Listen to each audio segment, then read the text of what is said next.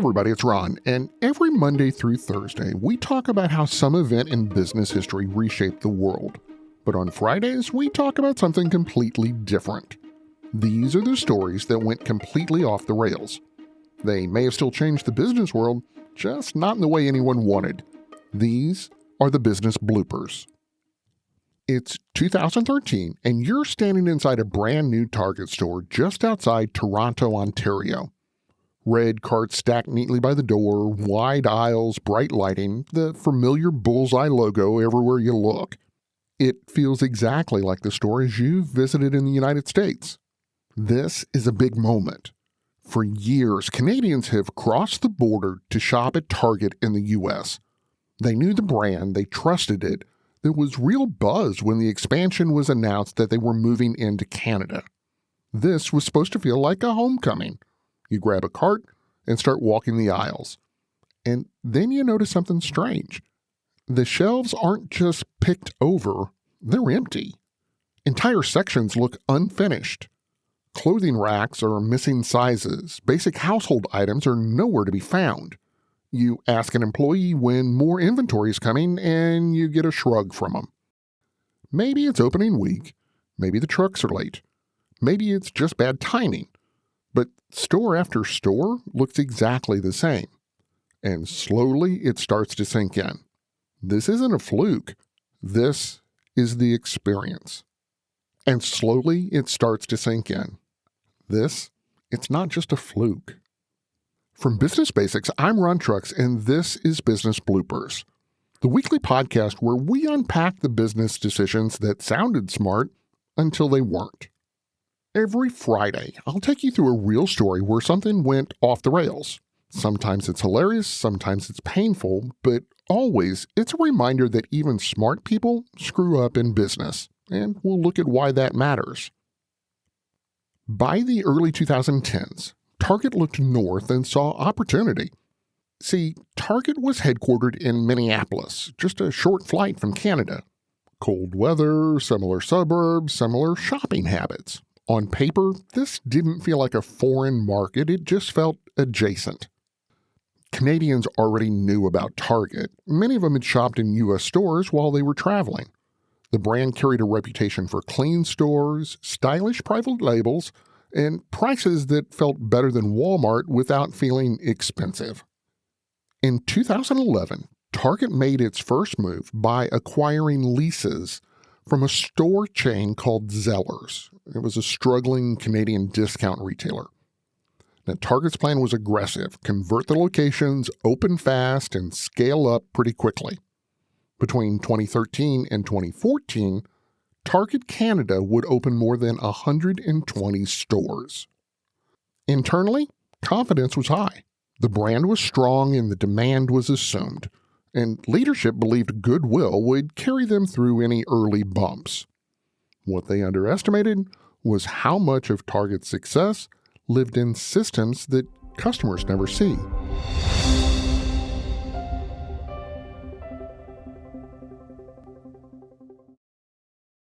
I always had to be so good, no one could ignore me.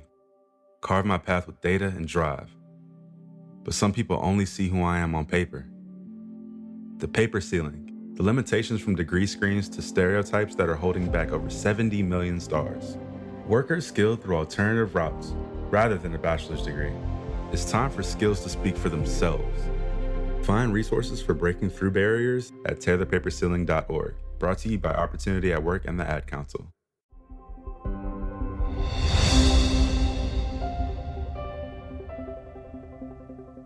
The problem showed up immediately. When the first Target Canada stores opened in early 2013, shoppers in Toronto, Mississauga, and Vancouver walked into pristine buildings and found shelves that were simply not stocked. Not low on inventory, not poor selection. Entire categories were missing from the stores. Employees couldn't explain why. Behind the scenes, the issue was systemic. Target had launched an entirely new Canadian supply chain from scratch. New distribution centers, new inventory management software, new vendor relationships. None of it had been tested at full scale. Products were arriving at warehouses but not moving out to the stores. Other items were logged as in stock but didn't physically exist. Store managers were reordering inventory they already had, while popular items sat idle in the wrong facilities. At the same time, pricing shocked the customers. Canadians expected U.S. Target prices, adjusted for currency, obviously. Instead, many items cost noticeably more than at the American stores and sometimes more than competitors like Walmart Canada. The expectation gap widened pretty quickly. Photos of empty shelves began circulating in Canadian media. Newspapers ran side-by-side comparisons. Social media amplified the frustration, and the narrative hardened pretty quickly. Target was not new and improving, it was broken. Leadership scrambled, executives issued apologies, and they adjusted systems. Entire teams were replaced, but the rollout had been too aggressive. Fixes that might have worked at 10 stores couldn't keep pace with more than 100 operating locations. Brand goodwill, once assumed to be a buffer, evaporated under daily inconvenience.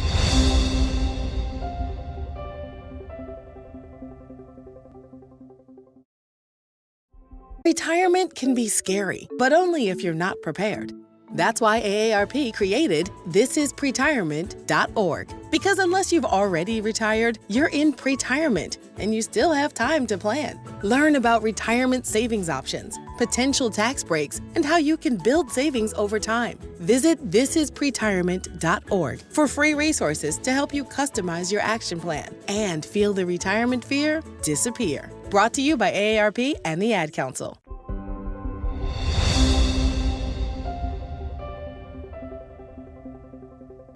By late 2014, the math no longer worked. Target Canada was losing billions of dollars. Inventory problems persisted and customer traffic never recovered. Patience was gone. Shoppers who had once been excited now avoided the stores entirely. In January 2015, less than 2 years after opening its first location, Target announced that it was exiting Canada. All 133 stores would close. More than 17,000 employees would lose their jobs. The company recorded a write-down of over $5 billion. From the outside, it looked sudden. Inside the company, it was the inevitable conclusion of a rollout that broke under its own weight. The most painful irony was this: Target didn't fail because Canadians rejected the brand. They failed because expectations were high and execution did not meet them. Goodwill will not buy time. Familiarity did not excuse failure. And once trust eroded, it couldn't be rebuilt fast enough to matter. Now, yes, Target survived, the U.S. business continued, but the Canadian expansion became a permanent warning inside corporate strategy circles. Scaling up magnifies success. It also magnifies mistakes.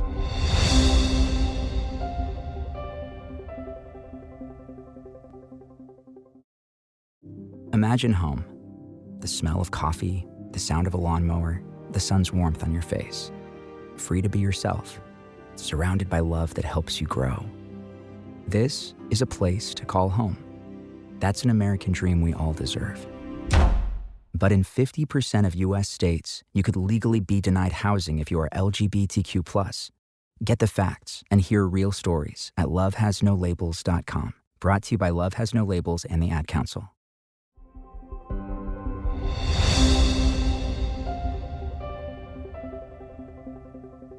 Something I like to do with these business blooper stories is end by spending just a little bit of time looking at what actually went wrong.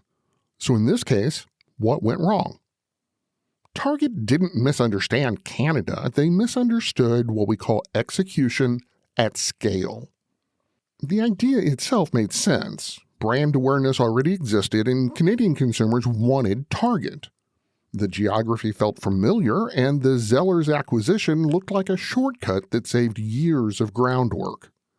The mistake was assuming brand strength could compensate for unfinished systems. The thing to remember is that retail lives and dies on logistics, inventory accuracy, distribution flow, pricing discipline.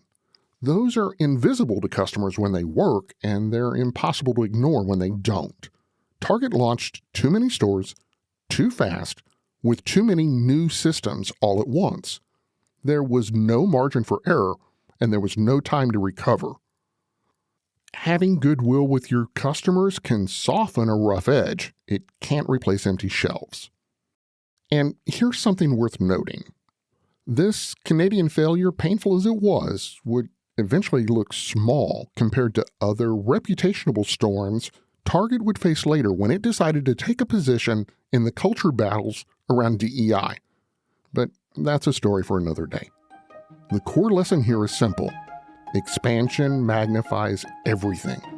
If your fundamentals are shaky, growth doesn't hide it, it exposes it.